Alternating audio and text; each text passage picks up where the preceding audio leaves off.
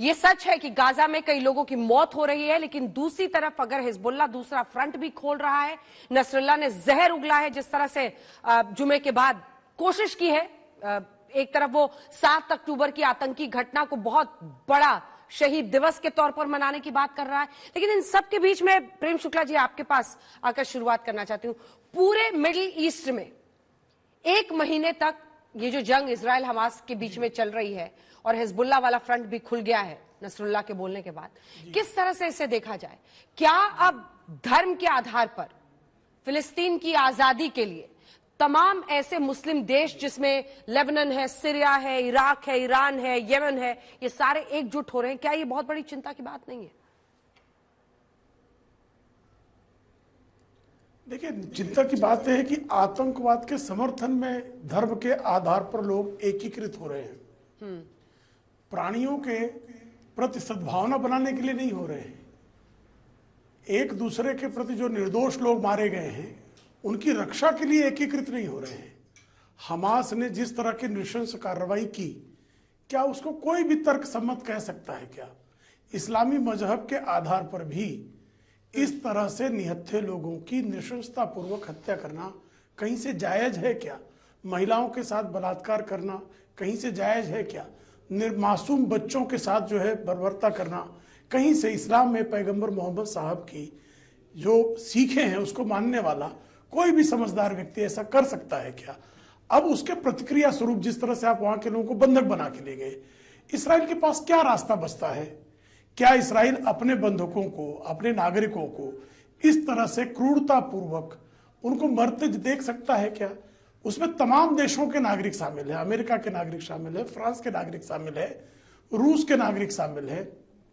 ऐसे सारे नागरिकों को अपहृत करके बंधक बनाकर अगर कोई उसको ह्यूमन शील्ड के रूप में उपयोग करता होगा, तो क्या इस तरह की गतिविधियों को विश्व समुदाय मान्यता देगा क्या? संयुक्त राष्ट्र इसको मान्यता देगा क्या? मुस्लिम राष्ट्र, आप कल्पना कीजिए कि कल जो है सऊदी अरेबिया के या ईरान के 300-400 लोगों को कोई उठा ले जाए, बंधक बना ले, 1000 लोगों की हत्या कर दे, तो ईरान क्या करेगा? इजराइल के सामने बैठकर जो है वो शांति मंत्र का पाठ पढ़ेगा क्या? प्रश्न ये पैदा होता है। अब ऐसे में वारिस साहब, सवाल यह है कि धर्म के नाम पर अगर 1 महीने बाद इस तरह से 3 नवंबर का डेडलाइन नसरुल्लाह ने दिया, अब उसके बाद से जिस तरह से जहर घोला, पूरी जंग का जो मतलब धर्म के आधार पर उसे बना देना, क्या आपको नहीं लगता ये खतरनाक है? देखिए अंजना जी, 2 चीजें, एक तो इंसानियत का नाता भी है और दूसरा वहां पर बैतुल मुकद्दस है, मस्जिद अक्सा है, पहला किबला है हमारा जेरूसलम वेस्ट के अंदर, तो एक धार्मिक नाता भी है। हमारा कुरान में इसका जिक्र किया है, तो उता कयामत तक रहेगा। मगर आप देखिए 1 महीने के करीब हो गया है, तो इजराइल ने कितनी बर्बरता के साथ वहां पर नरसंहार किया है। क्या ये एक्ट ऑफ टेरर नहीं है कि आप मार देते हो सीधा फॉस्फोरस बॉम्ब जो इलीगल है, बैंड है, आप मार देते हो 9000 से ज्यादा सिविलियन को, आप मार देते हो 3500 बच्चों को, महिलाओं को, आप बोलते हो कि अस्पताल खाली करो, जब खाली करके भागने लगते हैं साउथ की तरफ, आप वहां बम्बार्डिंग करके मार देते हो। दुनिया बैठ के देख रही है, अमेरिका उसके ऊपर से हेल्प किया जा रहा है इसराइल को बिलियंस ऑफ डॉलर्स की तरफ से। अमेरिका के अंदर जुलूस जल्द से निकलते जा रहे हैं कि नहीं भाई, हमारे पैसों से आप इसराइल नरसंहार कर रहा है, उसमें क्यों आप हेल्प कर रहे हो? यहूदी जूस वहां पे अमेरिका में निकाल रहे हैं प्रोटेस्ट इसराइल के अगेंस्ट। तेल अवीव तो इसराइल के अंदर, वहां पर जूस ने प्रोटेस्ट निकाला नेतन्याहू के अगेंस्ट। वो तो नेतन्याहू को वॉर क्रिमिनल बोलते हैं, यूनाइटेड नेशन बोलता है। 1 महीने बाद जो हालत है उस पर बोलिएगा, लेकिन 1 सेकंड, अब राय आप मेरे सवाल से फिर भाग रहे हैं वारिस जी, प्लीज वारिस को उसके अंदर स्टेप लेना चाहिए था। वारिस जी को आवाज जा रही है। वारिस जी, मेरा प्रश्न तो सुनिए। हमारे पास है, हमको बोलना चाहिए था कि इस तरफ भी जो है आवाज नहीं जा रही क्या? आप सुन सकते हो मुझे अंजना जी? क्या? हाँ, मैं सुन सकती हूँ, लेकिन मेरा सवाल भी तो सुनिए। देखिए, नसरुल्लाह ने जिस तरह से अमेरिका को सीधे ललकारा है, वो कहता है कि इराक या ईरान, अगर यमन, कोई भी अगर सैन्य ठिकानों पर अमेरिका के हमले करता है तो ये बहुत अच्छा है क्योंकि अमेरिका ही जिम्मेदार है। आपको ये नहीं लग रहा है कि एक फुल फ्लेजेड वॉर की नौबत आ सकती है?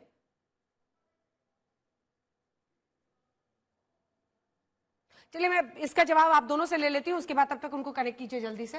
सर, आपको नहीं लगता एक फुल फ्लेजेड वॉर की नौबत आ सकती है जिस तरह से अब नसरुल्लाह ने इसको शुक्रवार को दिया था। नहीं, डेफिनेटली नसरुल्लाह ने जो स्पीच दी थी, देखिए उसमें उसने क्या करा है, उसने हमस का नाम ज्यादा इस्तेमाल नहीं करा, वो कह रहा है फिलिस्तीनी रेजिस्टेंस दैट्स वन, और वो अब कॉल अपॉन कर रहा है। उसने ये भी कहा था कि इराक में जो इस्लामिक जिहाद है उसने अमेरिकन बेसिस पे जो मारने का डिसीजन लिया बड़ा अच्छा लिया है। हाँ। राइट, तो होने क्या वाला है, अरब देशों को आप दो भाग में बांट लो, बाकी दुनिया छोड़ो।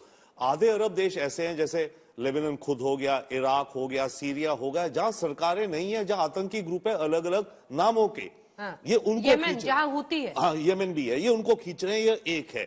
दूसरा है जो सरकारें जिनमें डिक्टेटरशिप्स हैं या मोनार्की है, इजिप्ट ले लीजिए, जॉर्डन ले लीजिए, सऊदी वगैरह ले लीजिए।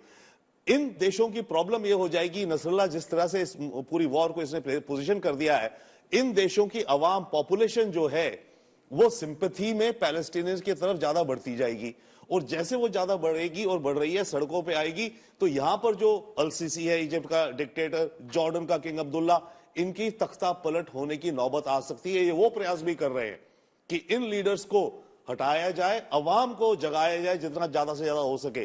तभी ये जो भी बातें कह रहा है, इंसाइट करा है इसने, और अपने हिसाब से ये तो कह रहा है कि ये तो हमारी मतलब जिहाद है और सही है। अमेरिका, एक और इंटरेस्टिंग, ये अमेरिका को जो खोमेनी कहता था ग्रेट सेटन कह रहे हैं। ओके, और एक बात इन्होंने कही जो 2-3 दिन से चल रही थी और शुरू से भी कहा जा रहा है, देखा जा रहा है, इजराइल ने अपने लिए जो टारगेट सेट कर दिया है ना, बहुत बड़ा टारगेट सेट कर दिया है।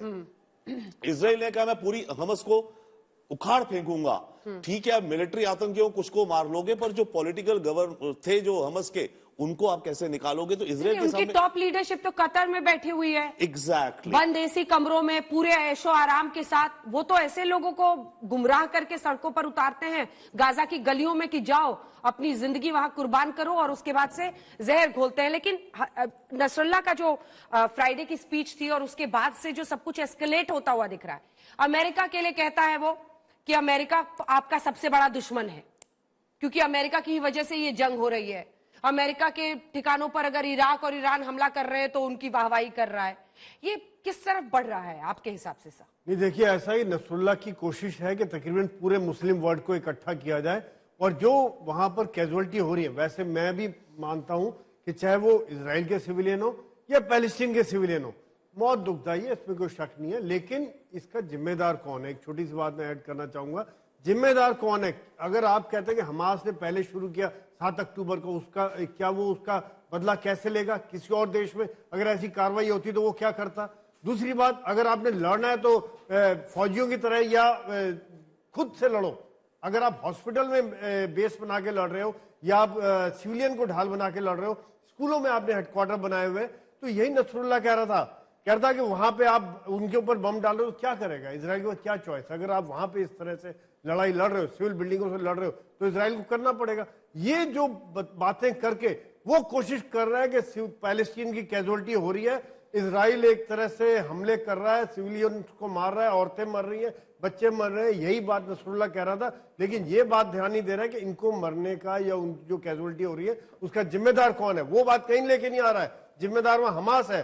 वो यहाँ धर्म युद्ध की बात करें, जैसा सचदेव जी बता रहे थे, मैं मानता हूं कि पूरा मुस्लिम वर्ल्ड अभी समझदार है, इस तरह से नहीं खड़ा होगा साथ में। वहां पे अलग पावर पॉलिटिक्स चल रही है, कहीं पे सऊदी अरेबिया का अलग है, टर्की अलग सोच रहा है, ईरान अलग सोच रहा है। इस समय में ईरान जो है वो हिजबुल्लाह के साथ खड़ा हुआ है, वो सपोर्टर हमास के साथ खड़ा हुआ है, हुती के साथ खड़ा हुआ है। वो कोशिश कर रहा है, वो नसरुल्लाह उनका माउथ पीस बना हुआ है कि आप अमेरिकन बेसिस पे हमला करें। और उन्होंने ये जो खतरनाक बात कही है कि जो आज मुस्लिम शांत रहेगा वो मुस्लिम नहीं है, ये बात कहना मतलब ये एक तरह इंसाइट करना है। लेकिन लोग समझते हैं कि ये खाली अपना उल्लू सीधा करने में लगे हुए एक आतंकवादी। यही बोला उस दिन फ्राइडे को। आपने स्पीच सुनी या नहीं सुनी मुझे नहीं पता है, लेकिन वारिस पठान ये बोला उसने कि ये जो इस्लामिक रेजिस्टेंस है उसमें लेबनान में हमने अगले दिन ये ऑपरेशन शुरू कर दिए थे, हम बहुत ईमानदार तरीके से जंग लड़ रहे हैं इस्लाम के खिलाफ। वो इस जंग को बता रहा है, जिस धार पे वो ले जाना चाह रहा है नसरुल्लाह अपने फ्राइडे वाली स्पीच से, वो यही है कि किसी ना किसी तरीके से धर्म के आधार पर लोगों को उकसाया जाए। आपको पता है Jordan, Egypt, Saudi Arabia, UAE ये भी चाहते हैं कि हमास, हिजबुल्लाह, हुती ये सब खत्म हो। ये जो आतंकियों की भीड़ जमा है ऐसी जगहों पर जो सिर्फ और सिर्फ विनाश और सर्वनाश करते हैं, वो खत्म हो। इन मुस्लिम देशों की सोच आपको क्यों नहीं अपील करती है? नहीं, अपील तो ऐसा है कि अंजना जी, वायलेंस का तो सभी कंडेमनेशन करते हैं ना, टेररिस्ट गतिविधियों का तो सभी कंडेमनेशन करते हैं ना, मगर यहाँ तो लड़ाई है जगह की, अपने हक की लड़ाई चल रही है। हक की लड़ाई के अंदर अगर इसराइल किसी के यहाँ पे घुसा हुआ है और तमाम दुनिया के मुख्तलिफ लोग बोल रहे हैं कि उसका इलीगली ऑक्यूपेशन में है, वो तो उसको छोड़ देना चाहिए। या अभी की बात नहीं, 1977 से अटल बिहारी वाजपेयी जब इंडिया के एक्सटर्नल अफेयर्स मिनिस्टर थे, तब से उन्होंने फिलिस्तीनी लड़ेंगे, ईरान क्यों, हिजबुल्लाह ने कहा कि हिजबुल्लाह मार्टर को जो फंड हुए, करता है? ठीक है, ईरान क्यों लड़ रहा है फिर? ईरान को कौन सी जमीन की चिंता है? देखिए ईरान पहले किस दिन से ये आधार पे बोला कर जा रहा है, फर्स्ट भारत तो नहीं कूद रहा है फर्स्ट डे से ये भारत बोला भी जा फ्री रहा है पैलेस्टीन चाहता है। अमेरिका एक सेकंड, द्वारा। मेरा प्रश्न सब पहले समझिए सब। इंडिया भी कहता है फ्री पैलेस्टीन होना चाहिए, तमाम मुल्क हैं, देश के तमामों मुल्क हैं जो कहते हैं कि फ्री पैलेस्टीन होना चाहिए, लेकिन हम तो वहां पर जाकर आतंकियों को पैसे नहीं दे रहे हैं। ईरान क्यों दे रहा है, किस आधार पर दे रहा है? जवाब दीजिएगा। अमेरिका क्यों दे रहा है? देखिए पहले दिन से ये बोला जा रहा है कि ईरान फिर डर हमास गए, को फिर डर गए मदद वारिस कर रहा है और पठान, वारिस ईरान की पठान फिर बैकिंग डर के गए ऊपर बोलने में कि हमास सब धर्म लोग के काम आधार कर रहे हैं। पर, धर्म के आधार पर ईरान उकसा रहा है। आप फिर बच गए बोलने से वारिस। नहीं, धर्म के आधार पे तो आप देखिए, नहीं मैं तो बोल रहा हूं ना, मैं तो धर्म की बात पहले कर दिया। आस्था का भी मसला है ना, पूरा वर्ल्ड का जो हमारा मुसलमान लोग है, billions of Muslim all over the world, उनकी आस्था भी जुड़ी है। जो कुरान शरीफ पढ़े, कुरान के अंदर जिक्र है हमारा बैतुल मुकद्दस का जिक्र है, मस्जिद अक्सा का जिक्र है, हमारा पहला किबला वहां पर है। वेस्ट बैंक में भी आप बोलेंगे जेरूसलम के अंदर है, मगर इसराइल का तो वहां भी धांधली दादागिरी चलती है, वो तो मार रहा है, वेस्ट के अंदर भी मार रहा है। जहां हमास की अगर प्रेजेंस नहीं है तो वहां भी इसराइल बॉम्बिंग कर रहा है। तो कहीं ना कहीं रोकना होगा, कोई तो आगे बढ़ेगा ना रोकने। और हिजबुल्लाह ने क्या कहा, नसरुल्लाह ने क्या कहा, हिजबुल्लाह वाले ने कि भाई जो मार्टर हो गए, जो शहीद हो गए हैं इसराइल के अटैक में, औरतें बच्चे, उनको उन्होंने वो क्या कि नहीं भाई शहीदों का मर्तबा है, उनको अल्लाह जन्नत नसीब करेगा। बिल्कुल जो मासूम बच्चे जिनका कोई लेना देना नहीं था आतंकवादी गतिविधियों से, उनको मार दिया इसराइल ने। तो हम भी दुआ करते हैं ना, हमने भी दुआ फॉर फिलिस्तीन का ये क्या था आयोजन प्रोग्राम, हमने भी दुआ की कि फिलिस्तीनी जो मजलूम मासूम मर गए, अल्लाह उनको जन्नत नसीब करे। हमने दुआ किया भारत देश के लिए, हमने दुआ किया कि जंग जल्दी खत्म हो जाए। मगर जंग खत्म करने के लिए जो हमारे विश्व गुरु है उनको भी आगे आना चाहिए ना। G20 की प्रेसिडेंटशिप लेके बैठा है अगर भारत, तो उसको स्टेप्स देना चाहिए आगे और बोलना चाहिए कि जो यहां पर हॉस्टेजेस है, मेन लफड़ा क्या हो रहा है, हॉस्टेजेस की बात हो रही है। यहां महिला बुजुर्ग जो बच्चे हैं उनको छोड़ दे, और वहां भी जो महिला है बुजुर्ग बच्चे उनको छोड़ दे, हॉस्टेज क्राइसिस खत्म हो जाएगा तो इसराइल वापस जंग को सीज फायर कर देगा।